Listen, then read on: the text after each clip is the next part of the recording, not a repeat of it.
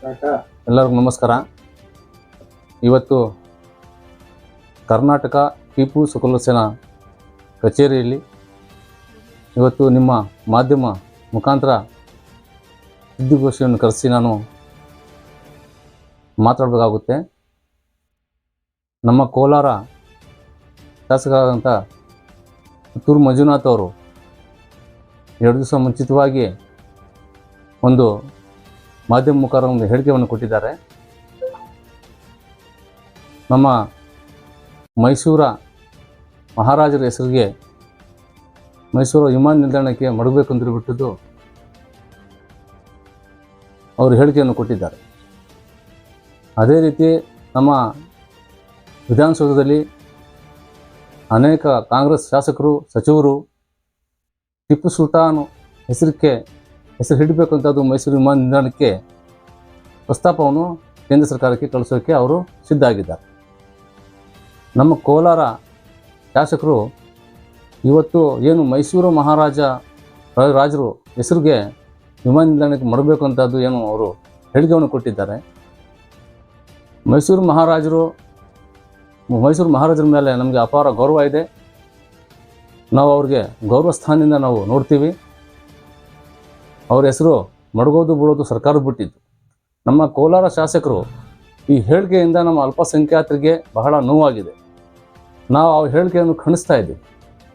ಯಾಕಂದರೆ ಇವತ್ತು ಕೋಲಾರಲ್ಲಿ ಅಲ್ಪಸಂಖ್ಯಾತರ ಮತದಿಂದ ಗೆದ್ದು ಇವತ್ತು ಮೈಸೂರು ಮಹಾರಾಜರ ಹೆಸರಿಗೆ ಅವರು ಮನವಿ ಮಾಡ್ತಾರೆ ಅಂದರೆ ಅರ್ಥ ಮಾಡ್ಕೋಬೇಕಾಗುತ್ತೆ ಅವ್ರ ಮನಸ್ಥಿತಿ ಏನಿದೆ ಅಂತ.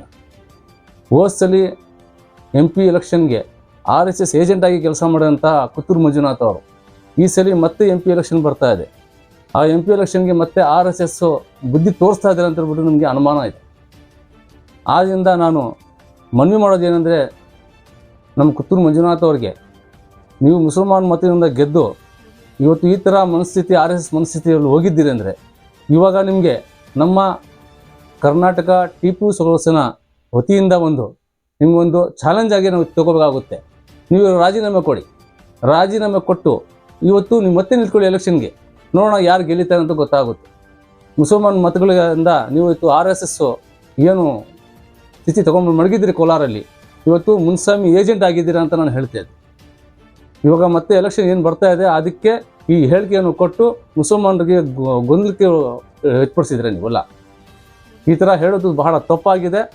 ತಕ್ಷಣವೇ ಇವರು ರಾಜೀನಾಮೆ ಕೊಡಬೇಕು. ಮತ್ತೆ ನಾನು ಮಾಧ್ಯಮ ಮುಖಾಂತರ ಮಾನ್ಯ ಮುಖ್ಯಮಂತ್ರಿಗಳಿಗೆ ಸಿದ್ದರಾಮಯ್ಯ ಸಾರ್ಗೆ ಹಾಗೂ ನಮ್ಮ ಉಪಮುಖ್ಯಮಂತ್ರಿ DK ಶಿವಕುಮಾರ್ ಸಾಹೇಬ್ರನ್ನ ಮನವಿ ಮಾಡ್ತೀನಿ. ಇಂಥ RSS ಮನಸ್ಸಿರೋ ಶಾಸಕರಿಗೆ ತಕ್ಷಣವೇ ನೀವು ವಜಾಗೊಳಿಸಬೇಕು. ಇವರು ತಕ್ಷಣ ರಾಜೀನಾಮೆ ಕೊಡಬೇಕು. ರಾಜೀನಾಮೆ ಕೊಟ್ಟು ಮತ್ತೆ ಎಲೆಕ್ಷನ್ಗೆ ಮೈಸೂರಿಗೆ ಹೋಗಿ ನಿಂತ್ಕೊಳ್ಳಿ. ಅವರು ಮೈಸೂರು ಮಹಾರಾಜರ ಮೇಲೆ ಪ್ರೀತಿ ಇದೆ, ಹೋಗ್ಬಿಟ್ಟು ಮೈಸೂರಾಗಿ ನಿಂತ್ಕೋಬೇಕು. ಇವರು ಇಲ್ಲೇನಕ್ಕೆ ನಿಂತ್ಕೋಬೇಕು? ಕೋಲಾರಾಗಿ ನಿಂತ್ಕೊಂಡು ಮುಸಲ್ಮಾನರು ಓಟ್ ತೊಗೊಂಡು ಇವತ್ತು ಮೈಸೂರು ಮಹಾರಾಜರಿಗೆ ಅವರು ಪ್ರೀತಿ ತೋರಿಸ್ಬೇಕಾದ್ರೆ ಇಷ್ಟು ದಿವಸದಿಂದ ಪ್ರೀತಿ ಎಲ್ಲಿ ಹೋಗಿದ್ದು? ಮೈಸೂರು ಮಹಾರಾಜ ಮೇಲೆ ಪ್ರೀತಿ ಎಲ್ಲಿ ಹೋಗಿದ್ದು ಇವ್ರಿಗೆ? ಈ ಥರ ಪ್ರೀತಿ ತೋರಿಸ್ಬೇಕಂದ್ರೆ ಅಲ್ಲೋಗಿ ನಿಂತ್ಕೊಳ್ಳಿ, ರಾಜೀನಾಮೆ ಕೊಡಲಿ.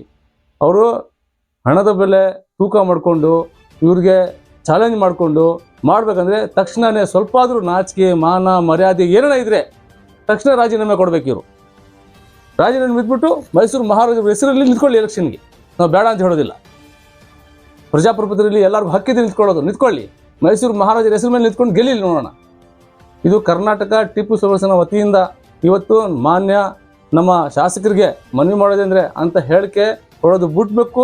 ಮತ್ತು ಎಲ್ಲ ಅಲ್ಪಸಂಖ್ಯಾತರಿಗೆ ಅವರು ಕ್ಷಮೆಯನ್ನು ಕೇಳಬೇಕಾಗುತ್ತೆ. ಇಲ್ಲ, ಏರ್ಪೋರ್ಟ್ ಹೆಸರು ಮಡಗೋದು ಬಿಡೋದು ಸರ್ಕಾರ ಬಿಟ್ಟಿದ್ದು. ನಾವೇನು ನಮ್ಮ ಮನವಿ ಮಾಡ್ತೀವಿ ಅಷ್ಟೇ, ಮಡಗಿ ಅಂತ ಹೇಳ್ಬಿಟ್ಟು. ನಮ್ಮ ದೇವನಹಳ್ಳಿ ಏರ್ಪೋರ್ಟ್ಗೆ ನಾವು ಮನವಿ ಮಾಡಿದ್ವಿ ಮಡಗಿ ಅಂತ. ಕೆಂಪೇಗೌಡ ಹೆಸರು ಮಡಗಿದ್ದಾರೆ, ಖುಷಿ ಆಯಿತು ನಮಗೆ, ಮಾಡ್ಕೊಳ್ಳಿ, ಏನು ನಮಗೆ ಅಭ್ಯಂತರ ಇಲ್ಲ. ಇವಾಗ ಮೈಸೂರು ಸಂಸ್ಥಾನದಲ್ಲಿ ಟಿಪ್ಪು ಸುಲ್ತಾನ್ ಅವರು ರಾಜಭಾರ ಮಾಡಿದ್ದಾರೆ. ಅವರು ಬ್ರಿಟಿಷ್ ವಿರುದ್ಧ ಹೋರಾಟ ಮಾಡಿದ್ದಾರೆ. ಬಟ್ ಸ್ವಂತ ಮಕ್ಕಳಿಗೆ ಅವರು ಖುದ್ದು ಮಡಗಿದ್ದಾರೆ.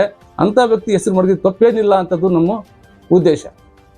ಆದ್ದರಿಂದ ದಯವಿಟ್ಟು ನಾನು ಮನವಿ ಮಾಡ್ತಾ ಇದ್ದೀನಿ, ಇಂಥ ಮಾತುಗಳು ಹೇಳೋದು ಬಿಡಬೇಕು. RSS BJP ಏಜೆಂಟ್ ಆಗಿ ಕೆಲಸ ಮಾಡ್ತಾ ಇದ್ದಾರೆ.